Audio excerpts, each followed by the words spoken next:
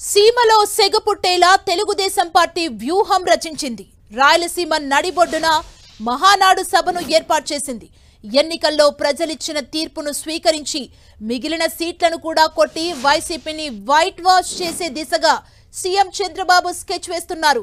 కడప నగరంలో జరిగే ఈ మహానాడుపై రోజు రోజుకు అంచనాలు పెరుగుతున్నాయి. ప్రతిపక్ష నేత ఇలాఖాలో జరిగే మహానాడు రాష్ట్రం మొత్తం కడప వైపు చూసేలా మహానాడు కమిటీ అడుగులు వేస్తోంది.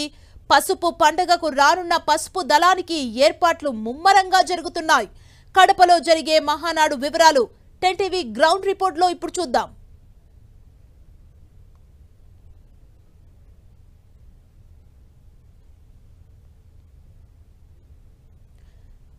మహానాడు అంటేనే కార్యకర్తలకు ఓ పండుగ. ప్రతి మహానాడులో కొత్త నాయకులను తెర మీదకు తేవడం కామన్. కానీ కడప వేదికగా జరిగే ఈ మహానాడులో యువతకు ప్రధాన పీఠం ఇచ్చే అవకాశాలు ఎక్కువగా కనిపిస్తున్నాయి. తెలుగుదేశం పార్టీ 4వసారి అధికారంలోకి వచ్చాక సీన్ మొత్తం చేంజ్ అయింది. కొత్త రక్తం ఉరకలెత్తించేలా సీనియర్లను పక్కన పెట్టి కొత్త తరానికి మంత్రివర్గం మొదలుకొని పార్టీలోని పదవుల వరకు యువకులకు ప్రాధాన్యత కల్పించారు. అదే తరహా రాజకీయాలు చేయాలని భావిస్తున్నారట టీడీపీ నేతలు. ఇక ఇదే అంశంపై సభాస్థలం నుంచి టీడీపీ రాష్ట్ర అధ్యక్షుడు పల్లా శ్రీనివాస్తో మా ప్రతినిధి Surendra face to face. Kadapa నగర శివార్లలోని పబ్బాపురంలో మహానాడు వేదికకు సంబంధించి ఏర్పాట్లు ముమ్మరంగా జరుగుతున్నాయి. నిత్యం పార్టీ పర్యవేక్షణలో ఇక్కడ కొన్ని కమిటీలు కూడా ఏర్పాటు చేసి ఎవరికి వాళ్ళు బాధ్యతాయుతంగా పూర్తి స్థాయిలో కార్యక్రమాలు జరుపుతున్నటువంటి పరిస్థితి స్పష్టంగా కనిపిస్తోంది. మనతో పాటు టీడీపీ రాష్ట్ర అధ్యక్షుడు పల్లా శ్రీనివాసరావు, అలాగే స్థానిక ఎమ్మెల్యే ఉత్త కృష్ణ చైతన్య రెడ్డి అందుబాటులో ఉన్నారు. వాళ్ళని అడిగి తెలుసుకునే ప్రయత్నం చేద్దాం. సార్, సమయం దగ్గర పడుతోంది. మొదటి 2 రోజులు ప్రతినిధుల సభ అని చెప్తున్నారు, తర్వాత బహిరంగ సభ. ముందు ప్రతినిధుల సభకు సంబంధించి ఎంతమందికి ఆహ్వానాలు పంపారు, ఎంతమంది వచ్చే అవకాశం ఉంది, వాళ్ళకి ఏర్పాటు ఎలా ఉంది? 27 మాకు ఎప్పటి నుంచో పార్టీ ఆవిర్భావం నుంచి కూడా ప్రతి ఏడాది మహానాడు జరుపుకోవడం మాకు ఇది క్రమం తప్పకుండా చేస్తున్నటువంటిదండి. అయితే ఇది మొదటి 2 రోజులు అంటే 27, అలాగే తెలుగుదేశం పార్టీ వ్యవస్థాపకులు కీర్తిశేషులు నందమూరి తారక రామారావు గారి యొక్క జయంతి 28 పడుతుంది. సో ఈ 2 రోజులు ప్రతినిధుల సభ పెట్టుకోవడం, ఆ ప్రతినిధుల్లో ముఖ్యంగా 27,000 మందికి మనం ఆహ్వానాలు పంపించగలిగాము. 23,000 మందికి. సో 23,000 మందికి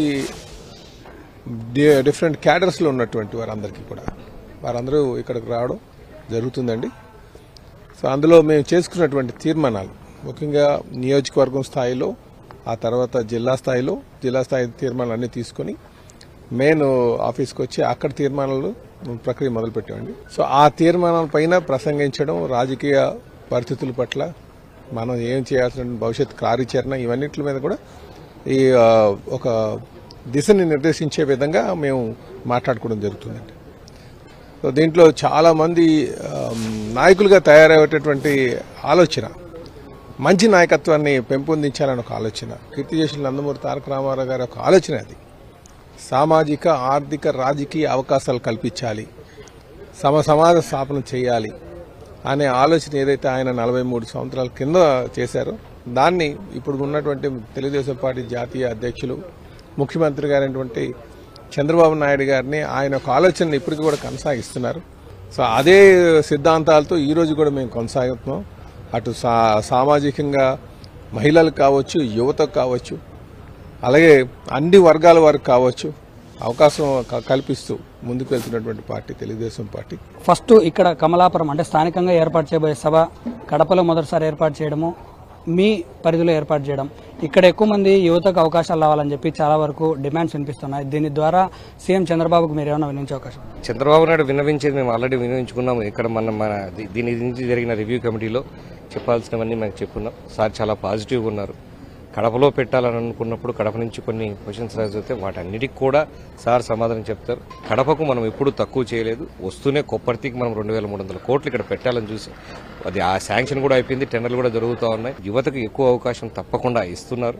మీరు చూస్తున్నారు, ఈ ఎలక్షన్లో కూడా చాలా మంది యువకులకు ఓవరాల్గా ఛాన్స్ ఇచ్చారు. ఫ్యూచర్లో కూడా యువకులకి ఎలక్షన్లో నిలబడమే ఒకటే కాదు, పార్టీలో మిగతా ప్రాధాన్యాలు కూడా ఉంటాయి. వాటన్నిటికీ కూడా ఎందుకంటే రాష్ట్రం బాగుపడాలంటే అన్ని రకాల వ్యవస్థలు బాగుండాలి. అన్ని వ్యవస్థల్లో కూడా యువతను ప్రోత్సహించే విధంగా తెలుగుదేశం ప్రభుత్వం ఉంటుంది.